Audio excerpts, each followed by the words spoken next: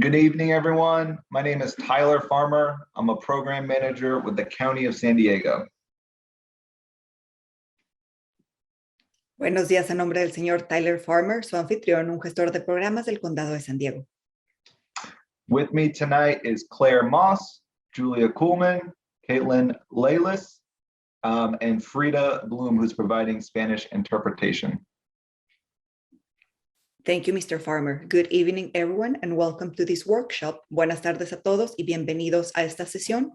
I'll give this message both in English and in Spanish. Daré este mensaje tanto en inglés como en español. In order to provide language access, this meeting will have simultaneous bidirectional interpretation in English and Spanish.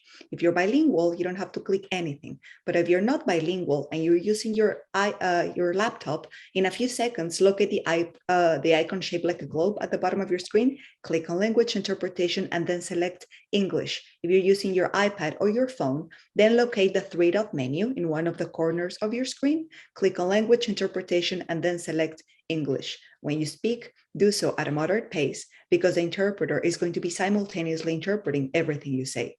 A efecto de proporcionar acceso lingüístico, esta reunión contará con interpretación simultánea bidireccional al inglés y al español. Si usted es bilingüe, no tiene que presionar nada, pero si usted no es bilingüe y está en su computadora, localice el icono en forma de globo que está en la parte inferior de su pantalla, haga clic en interpretación de idiomas y después seleccione español o Spanish. Si está usando su iPad o su teléfono, entonces localice el menú de 3 puntos o que dice More en una de las esquinas de su pantalla, haga clic en interpretación de idiomas y después seleccione español o Spanish. Cuando hable, hágalo en español. El intérprete estará simultáneamente interpretando todo lo que usted diga. Gracias. Thank you. Thank you, Frida. To kick off our presentation, we are going to do a quick poll to see who will be using our interpretive services tonight. So this poll is just launched, and please provide your answers.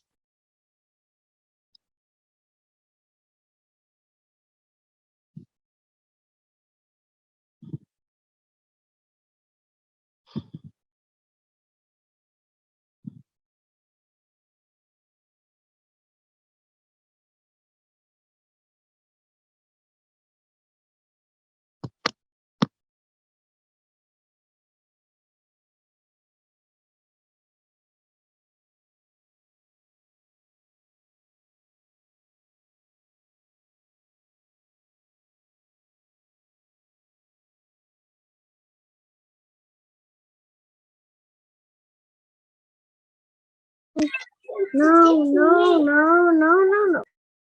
All right. Thank you for participating in the poll. We will also be providing a Spanish version of our PowerPoint in the chat. And one clarification, we will provide the English version of our presentation. We'll make that available after the meeting. But thank you for submitting your poll responses.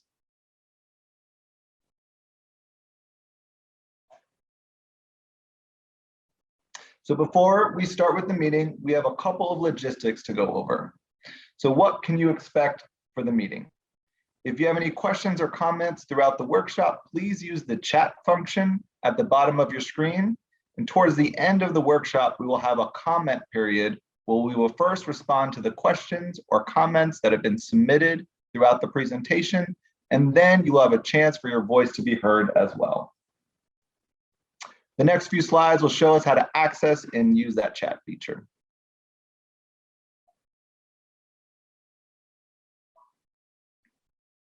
So as I mentioned, if you have any questions or comments throughout the workshop, please use the chat function at the bottom of your screen. This slide is meant to help you find the chat feature on your desktop or laptop computer. At the end of the presentation, we'll provide an opportunity for you to give comments and ask questions. When the time comes, if you'd like to speak, please use the raise hand function in the reactions menu at the bottom. When it is your turn to speak, you can unmute yourself and start your video if you so choose. Here's how you can find the chat and raise hand feature on your mobile or smart device. Click on the More button located at the bottom of the Zoom window, and then click on the chat window to send in your comments and your questions.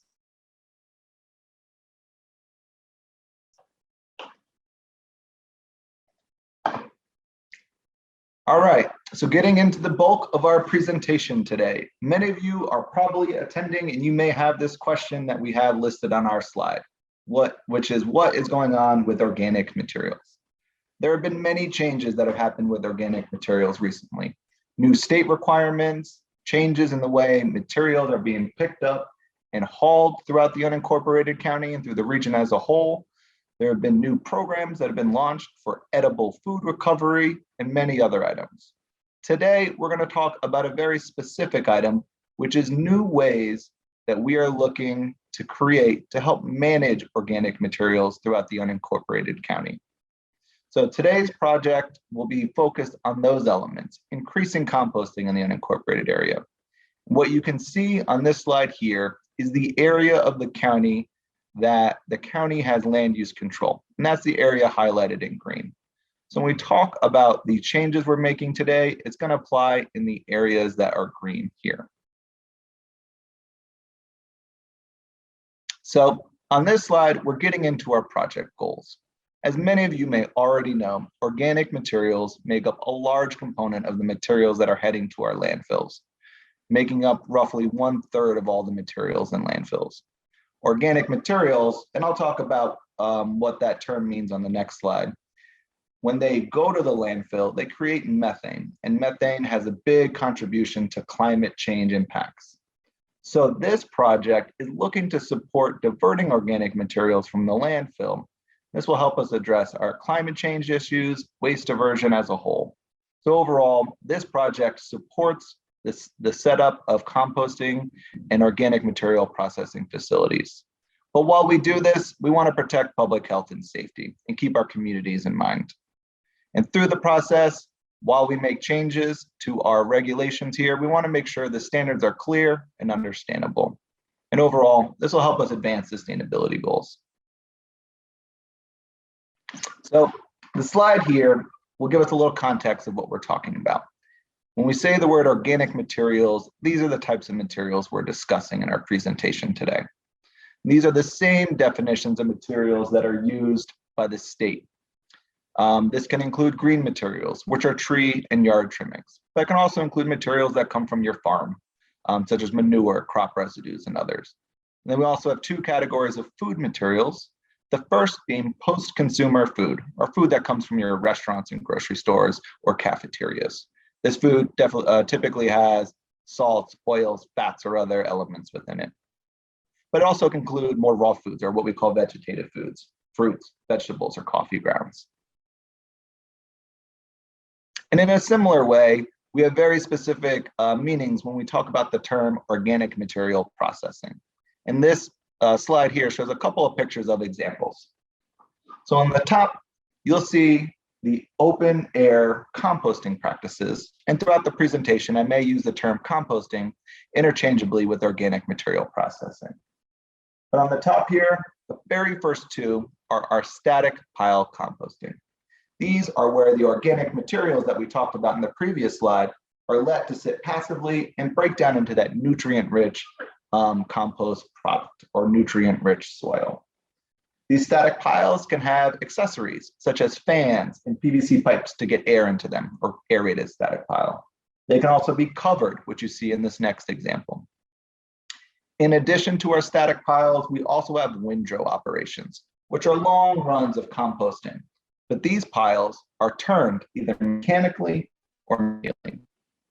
In addition to the open air composting practices, could also include in-vessel operations where you use a drum, a bin, or a silo to enclose those materials to help break down as well.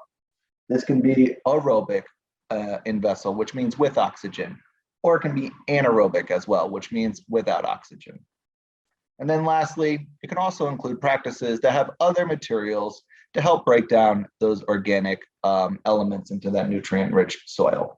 This can include worms or vermicomposting or other insect raising practices.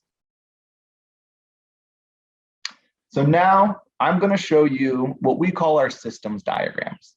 And first, what we show on this slide is where do organic materials go now? So before we implement our project, we want to show the way the zoning ordinance, which is just a set of rules that indicate what types of activities can happen where, really impacts the way organic materials are managed in the unincorporated county. Then we're going to show this same diagram that shows our changes to the project, and you can see how the system will then be different. After we go over these system diagrams, we're going to break down each of our changes with what we call our little cut sheets, which show the different changes for each of our different types of operations. And at that point, we'll then be open for questions and comments. So on this systems diagram of where do organic materials go now, we first show the major generators of organic materials. Our farms, our residents, businesses and restaurants, and our community gardens play a part as well. And in this slide, we're going to see this yellowish orange line, which shows when organic materials go to our landfill, and then a green line for when these materials are diverted from the landfill and have found a way to process into that nutrient-rich type soil. And what you'll see in our current system, it's highly reliant on these central facilities, whether it's a centralized landfill or a centralized organic recycling facility. And currently, if you want to set up one of these centralized organic processing facilities, you need a permit that takes a long time and a lot of money. First and foremost, we'd like to talk about our farms. Our farmers are currently allowed to manage their own materials on their own site, which is why you're seeing the green arrows circle around that first barn. However, if farmers don't have the space, they don't have the time, the interest, or for whatever other reason are not able to manage their own materials on their site, they are not allowed to share materials with other farms or through other aspects of the system. They are reliant on the pickup of materials or the self-hauling of materials to either the landfill or to a centralized organic material processing plant. Similarly, our residents are allowed to manage their own materials in their backyard setting, but this is only limited to the household organic materials. They are not allowed to accept materials from anyone else, and when they have an excess of materials, those two are really reliant on the centralized facilities. Now, our current zoning ordinance does not let our businesses and restaurants manage their own materials on their own site. So they are highly reliant on the pickup of the organic materials, and these again go to the landfill or the organic material processing plant. Lastly, our community gardens do have an allowance for creating compost within the community garden setting. However, this is limited to only the community garden members. So non-community garden members cannot participate within this setup as it's currently written in the zoning ordinance. So this shows the way the system is currently set up. And hopefully what you're seeing here is a very linear system with a couple of options of managing materials on site, but otherwise wholly dependent on the centralized facilities. Now, we've been out engaging with the public, trying to figure out ways we could change this system to allow more composting to occur. And we've seen a lot of really helpful, interesting, and insightful feedback. A lot of interest in community composting. A lot of feedback that making sure when we make changes that we don't impact farmers' ability to manage their own materials. Discussions about the importance of education and having programming to support people being effective in their composting practices. A lot of people also told us that when we make changes locally, we should really align those with the way the state looks at setting up their permits. So it really reduces that paperwork burden from when people are trying to set up operations. But also what we heard a lot of is, hey, when you make changes, you got to make sure you're protecting public health and safety, keeping in mind our communities and our residents as well. So we took all this feedback through big workshops, small focus groups, a lot of phone conversations, and we made changes. And this slide now is going to show you the changes that we've made in our draft ordinance. First and foremost, we want to make sure our changes don't impact farmers' ability to manage their own materials. So we want to protect that right. But now we want to let farmers be able to partner with other farmers to share their materials. One farmer might have a really great nitrogen product like manure, and another farmer might have a really good carbon product, such as some of their crop trimmings or some other elements. Now these farmers are able to partner together, have one site collect all the materials, break it down to that nutrient-rich compost, and then they can share that material between the farms. We are still also allowing the opportunity for having the centralized facilities if need be. So those will always be an option, whether that's the landfill or a centralized organic material processing plant. And like I said in the last time, currently, to set up one of these facilities, you need a permit that's really expensive and takes a lot of time. But we want to create more options with different permit levels based on size and intensity that can make more of these facilities be set up, these primary organic material processing or primary composting sites. These are your commercial-based activities, and so we are applying our permits to our commercial-based activities. Moving forward to our residents, we still want to protect their right and ability to manage their own materials, but now we want to provide them with additional options as well. So now we're providing options for materials to be provided to a farm, and that can either be done in a community composting environment, or that farmer can now set up a commercial activity to collect materials from an offsite location, process it to a nutrient-rich soil, and then be able to sell that product as well. So not only are we providing another alternative for these materials going to the landfill, but we're also setting up more options for farmers who are interested in a commercial revenue generation aspect as well. Residents also do have the option for the community gardens as well. But again, always having the option for the centralized facilities if need be. Similarly, our residents, our restaurants, our cafeterias, like the general residents, can take their materials to a farm or a community garden if they are interested in it. But again, the centralized facilities are still present if need be. And our community gardens are still going to have the right to have compost occur in that community garden setting, but now they can accept materials from non-community garden members. A couple of things I do want to note about this system. I hope you're seeing a system that's a little bit more distributed, creates more options for bringing organic materials and managing organic materials, and these options can be spread out to more new locations with the unincorporated county. But when we made these changes, we did keep in mind that protection of public health and safety. So we created best management practices for operational considerations and siting requirements, making sure that there's protections for odors and smells and nuisance, and also protections from our waterways or sensitive habitats and other elements as well. And we're going to be providing information that makes it easy to know what those best practices are and to be able to implement them on any given site. And then the last thing I want to state is all of the changes we're making here are removing barriers or creating more allowances. We are not requiring or mandating that anybody accept any materials or that they have to create facilities. What we're looking for here is to remove these barriers to see if people voluntarily want to create and accept materials. So now we're going to do a little bit more of a deep dive breakdown on each of our components. We'll go over our community composting, we'll go over the composting in the agricultural setting, and then we'll finish off finally with just the primary commercial composting as well. So on this slide, the community composting, which is occurring within our community garden settings, we indicate where it could happen. Like I said, community gardens. Types of materials that can be managed there are all of the materials that we spoke about in the earlier slide: green, ag, food, and vegetative food. We indicated a volume limit here. So this would not be exceeding 100 cubic yards or 750 square feet in area. To set up composting within a community garden, a permit will not be required. It'll just be an allowed use within that community garden. But those best practices will still have to be followed.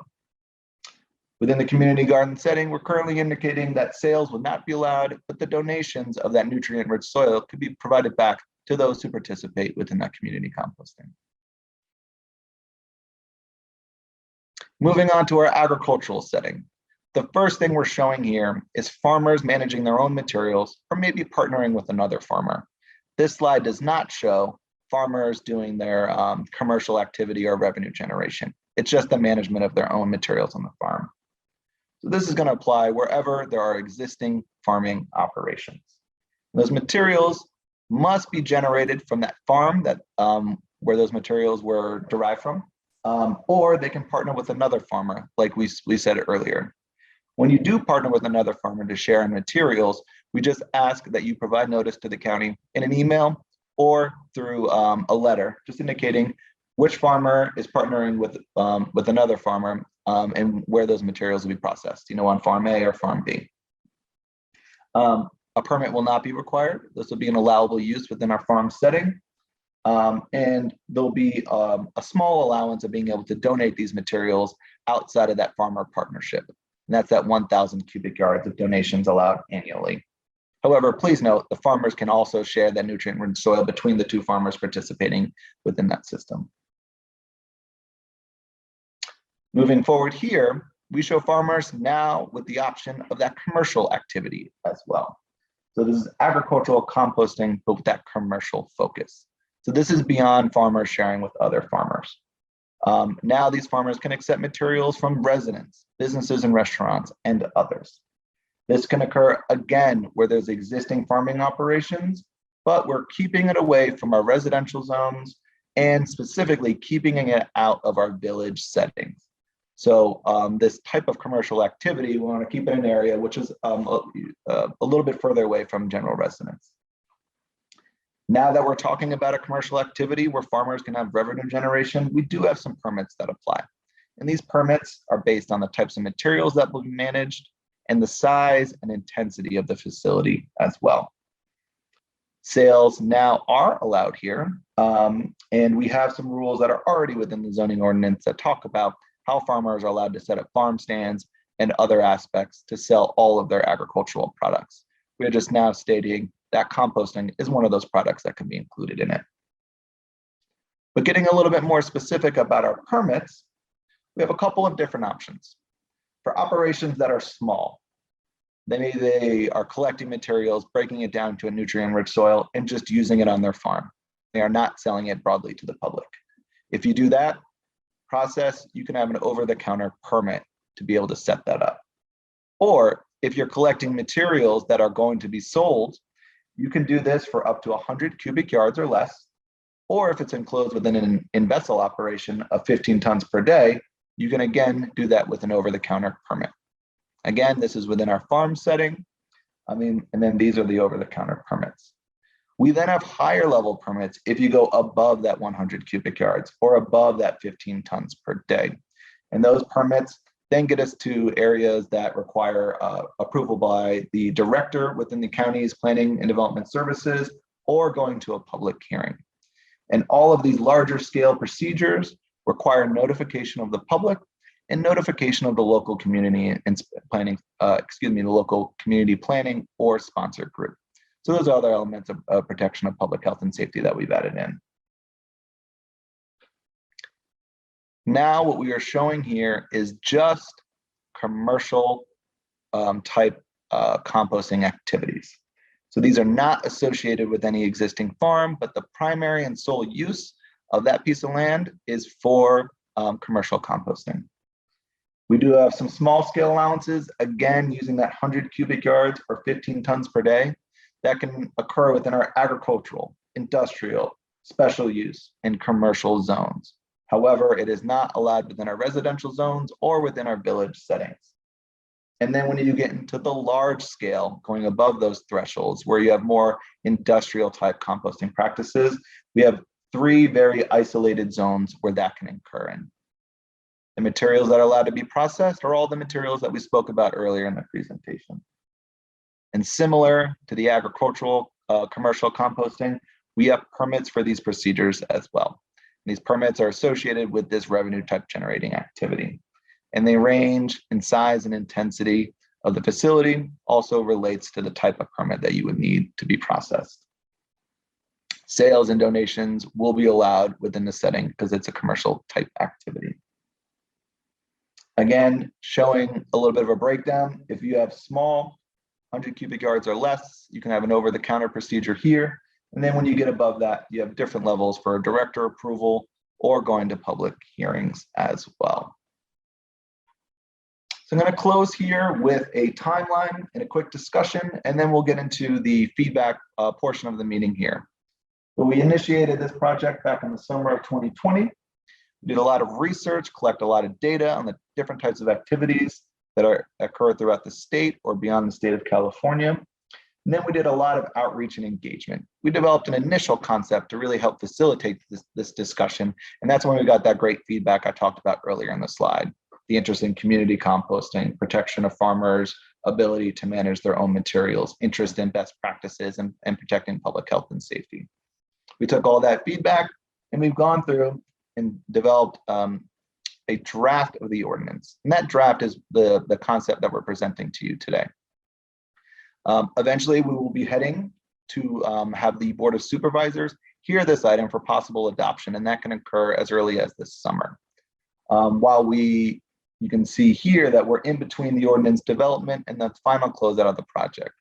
So we're really interested in hearing feedback today on the items that you've seen and any additional items that we should be tracking or considering. I have a quick slide here that's going to get us into the questions phase. It also provides my contact information. I will also provide this information, or one of our staff members here will provide this within the chat. And feel free to reach out independent of this meeting as well to provide your feedback. Some people are more comfortable within these workshops, and some people are more comfortable in a personal one-on-one setting or taking the time to write out their comments as well. We're happy to accept any of the comments that may come in any fashion. So before we do get started with the public comment and Q&A portion of the workshop, first and foremost, want to thank everyone for attending tonight, and also want to thank our interpreter, Frida. So first, we are going to respond to some comments and questions that have been shared to us through the chat, and I do see a few here. And then we're going to provide everyone the opportunity to verbally share any of their other comments or additional questions. I do want to remind everyone that this meeting is being recorded, and so your comments will be part of the public record if you do offer those. So now we are going to get started with some of the comments and questions that we received from the chat. So let me pull these up here.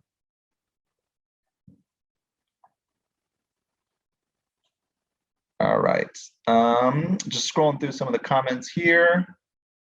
So Carrie offered solid waste permits regulate the composting operations because they can quickly go sideways and become nuisance to operations.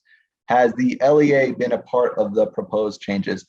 This is a great comment, Carrie, and thank you for offering this. Yes, the LEA has been our partner with for us in the development of this project.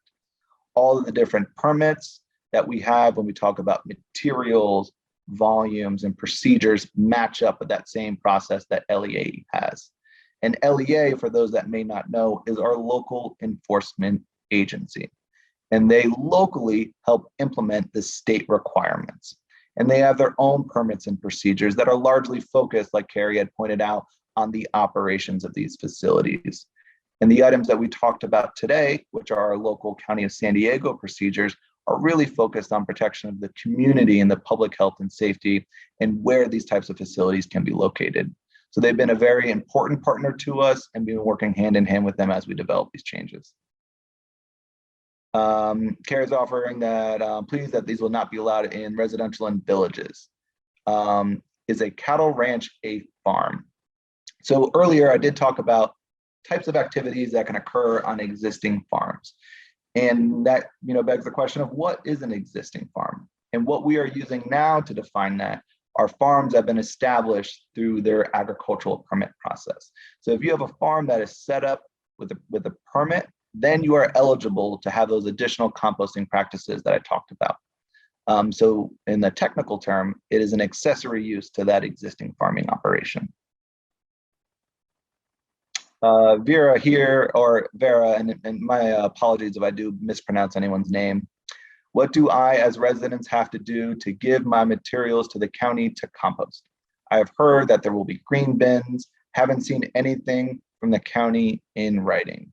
So yes, there have been changes with waste haulers and how they collect materials. There have been changes in the agreements that the county has with the waste haulers. And the haulers are in process of making those changes to see which bins and which types of pickups may be occurring. And what I'd like to offer, Vera, is if you would want to shoot us an email, let us know which neighborhood you are in or who your hauler is. We can dig in to see if we can find any specifics on what changes might be implemented within your community. I believe this is the last written comment here, and then we will get into the verbal comment. Janice offers, I live in rural and I have an acre in the back country property. Can I get over the counter from my 2 restaurants organics?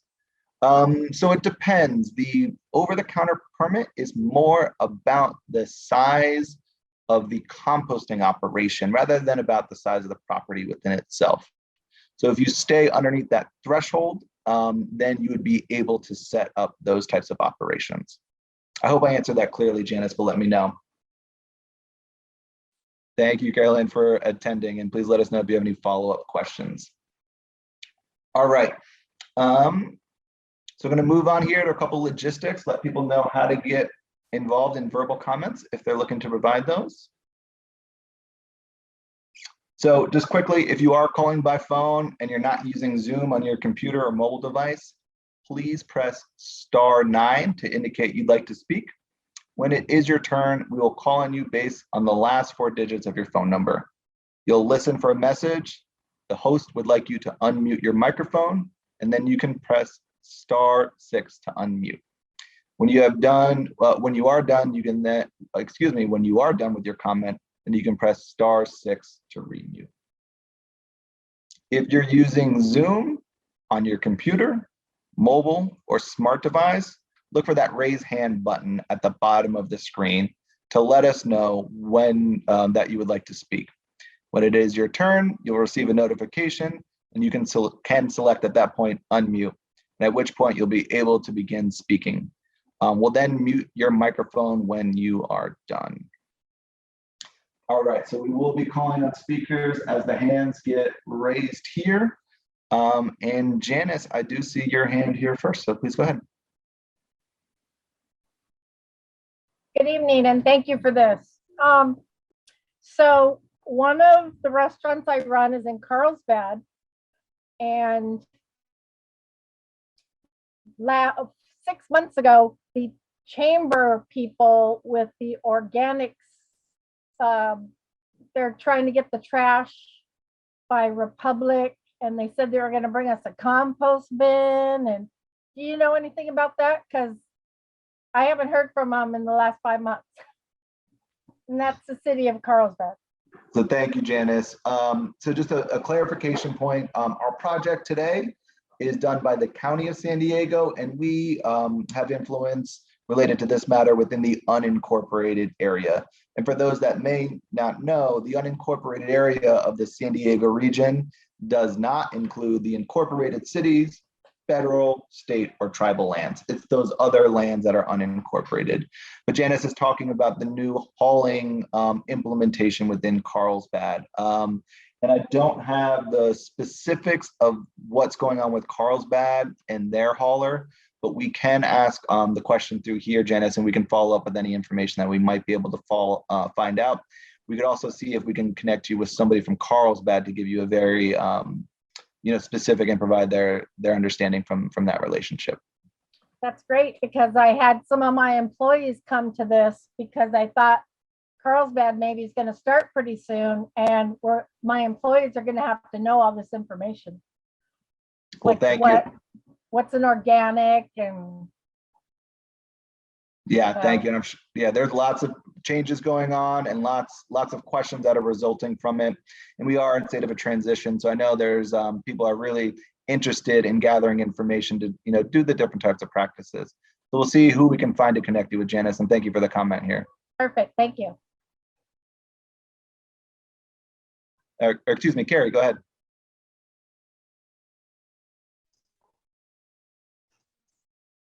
Okay, well, in the question from the restaurant owner who said she had an acre of land and she wanted to know if she could do composting on it. And you said, yeah, just, come and get your permit or whatever. I don't want to mischaracterize it, but is she in the country town? Is she in a village? Backyard composting is very problematic. You can have really obnoxious neighbors who grow flies instead of compost because they don't know how to do it right.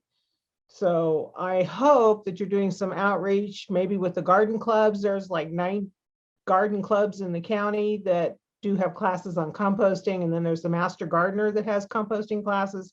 You're encouraging backyard composting. You've got to give some instructions on how to do that so you don't have a lot of people mad at the neighbors. And I'm really glad you're not doing it in the villages. I'm really glad. That's it. Thank you, Carrie, and you are correct. There are more nuances than the simple way I answered that question. So thank you for raising that up and providing us an opportunity to provide those clarifications. But you're also right that there is an importance for education. And so after we make these changes, which are new voluntary allowances for people and the practices they may be doing, we understand that there's going to be a very important phase of outreach and education and providing information to people to help create an organic material processing and composting that is done correctly. And then one additional point that I'd like to highlight in relation to Carrie's comment, while we are allowing our residents to take their materials maybe to a farm or community garden, we are not opening up residents to accept materials from others as well. So we are not expanding that backyard composting, but we are protecting people's rights to manage their own household materials.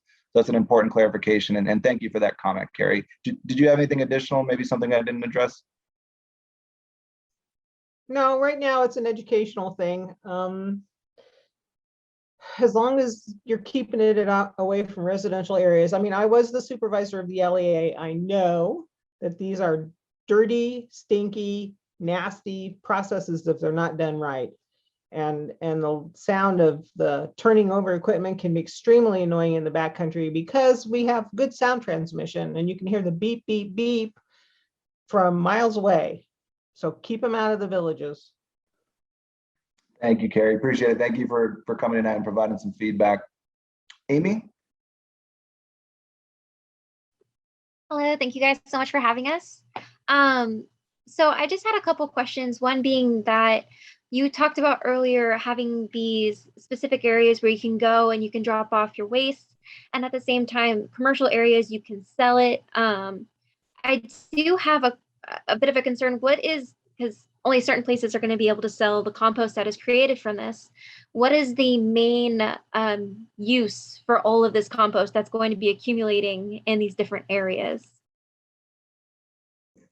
So yeah, the main use is to create this nutrient-rich soil. And so a lot of what you saw earlier on, maybe those that can sell and those that cannot.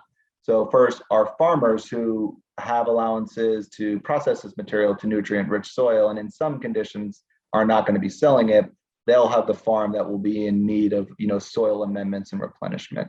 Similar, our community gardens have that same setup. So they can process and break down materials there and have a direct need within that community garden. Also, people who participate in it, that soil can be donated back to them. So that resident maybe have their own garden or some plants within their setting that they want to provide that really nutrient-rich soil. And a lot of it is just to reduce fertilizers and other maybe synthetic ways to provide nutrients. Then when we do have those commercial activities, then we have those permits that kick in. Then the anticipation is that those people would be selling that product to those who would be in need of it, and that people who might be buying it could be general residents, businesses, maybe a public agency needs it for their county parks or something like that. So there could be many other purchasers of that. Let me know if there's something I missed in your comments there, Amy, but I appreciate it.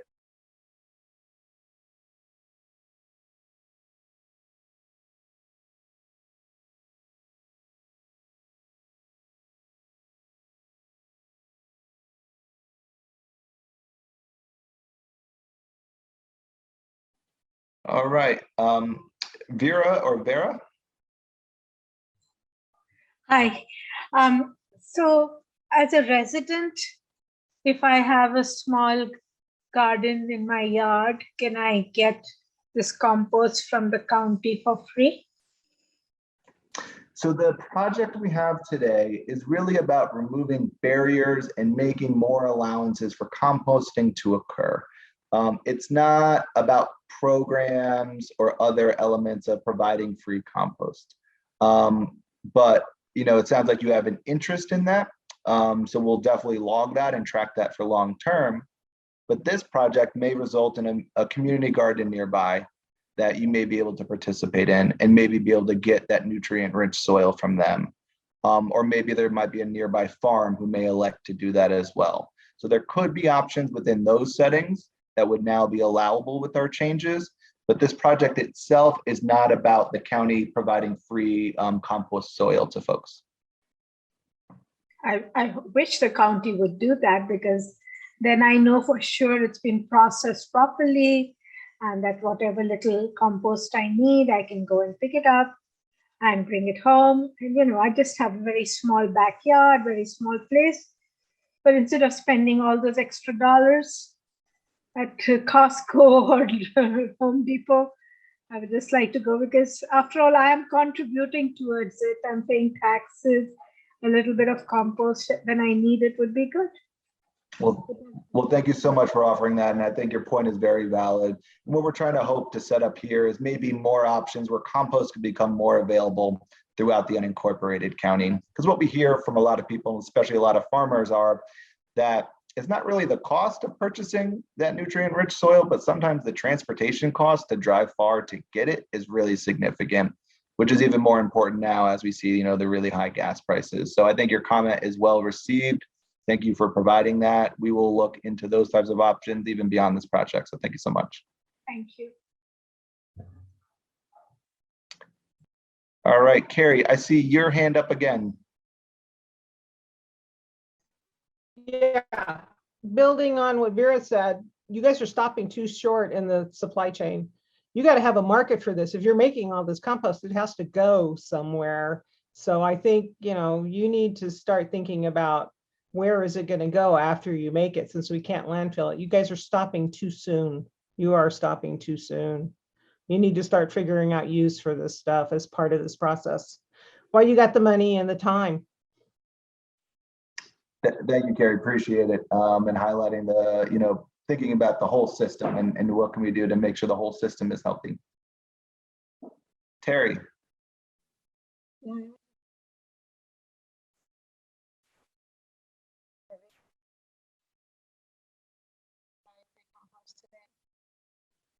Or do you not know? Terry, I can barely hear you. If you could speak up a little bit, that would. Sorry. That's good. I was just making a side comment for Vera. I believe the Miramar landfill, don't they provide free compost today? Outside of this project, but do you know? I'm gonna look to my colleagues here. Maybe Caitlin might be able to comment if Miramar does provide free compost. It does sound familiar, Terry, but I don't want to overstate here. I'm getting feedback that they do. Yeah. Yeah, Tyler, I believe they do for those folks that can show that they live within the boundaries of the city of San Diego. So I'm not sure how that extends to folks that live in other jurisdictions. And Caitlin did offer some feedback here about a prior comment that as part of the changes within the state, the county will start to do procurement or purchases of products like compost and mulch. So back to that earlier comment, that is something that the county is looking at and looking to implement through these changes.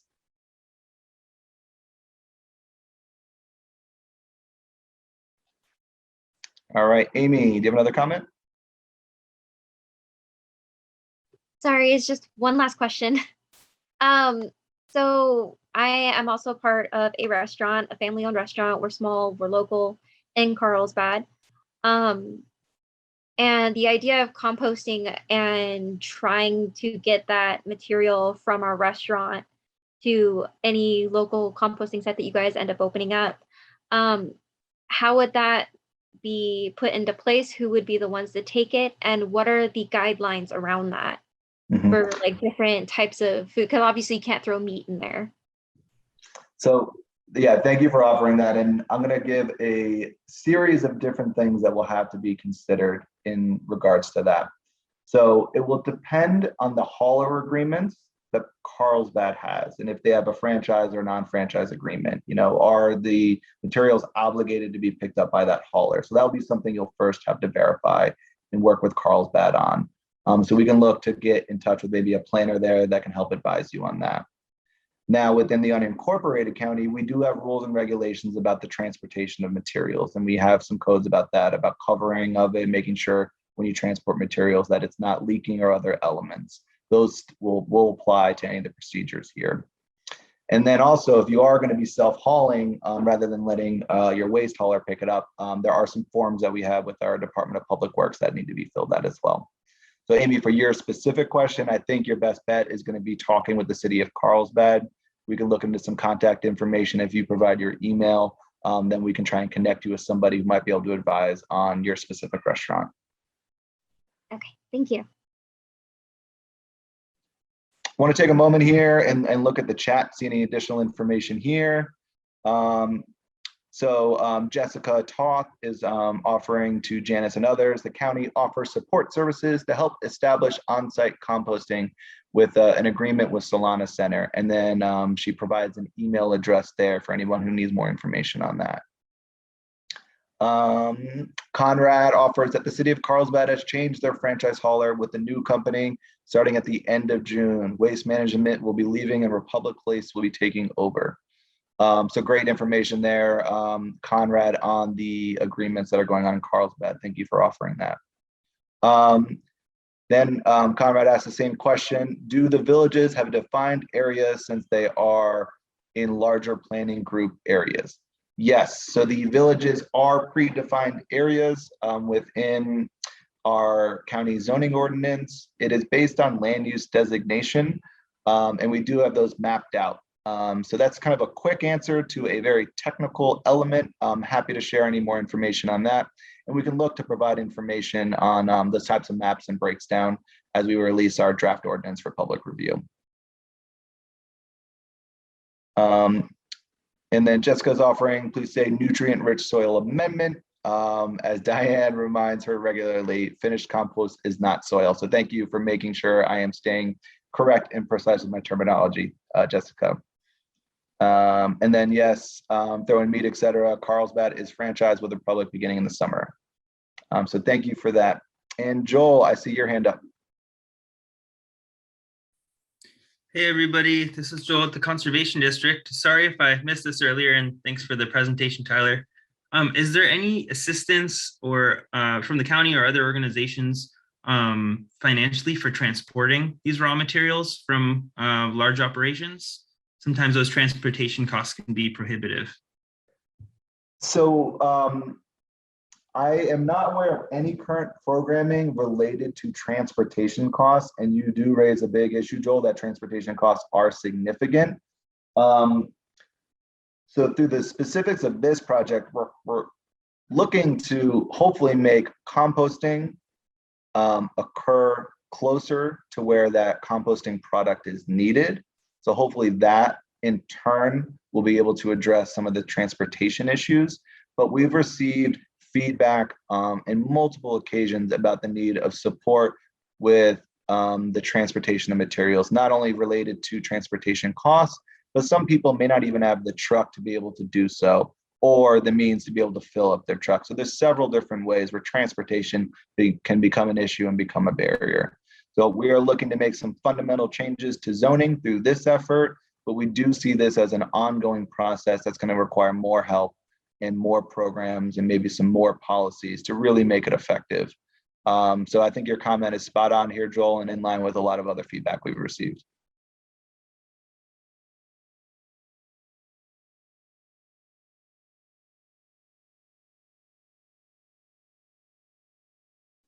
Caitlin, who spoke earlier, was offering that zero food print. It may have some information on subsidies on transportation and other items. So I wonder if we can maybe provide a link to that zero food print so people have access to that. All right, I'm seeing the comments in the chat slow down here, and I don't see any raised hands. Do want to take a moment to say thank you, first and foremost, again, to everyone attending, and also to Frida for doing the interpretive services. Thank you so much. Back of the house, you did hear Caitlin's voice, but we also had Julia Kuhlman. Claire Moss did a lot of work in the preparation and making sure that this was, hopefully a, kind of facilitated and streamlined experience for everyone. Thank you all for your comments. Julia is just linking the zero food print information here. Thank you everyone for your feedback. Please do stay up to date. We'll be making updates on our project on the website, making the draft ordinance available, and we'll be doing a lot of outreach and engagement in the close of the project here. And hopefully looking to go to the Board of Supervisors this summer. But thank you everyone for your time, and please reach out if you have any other questions.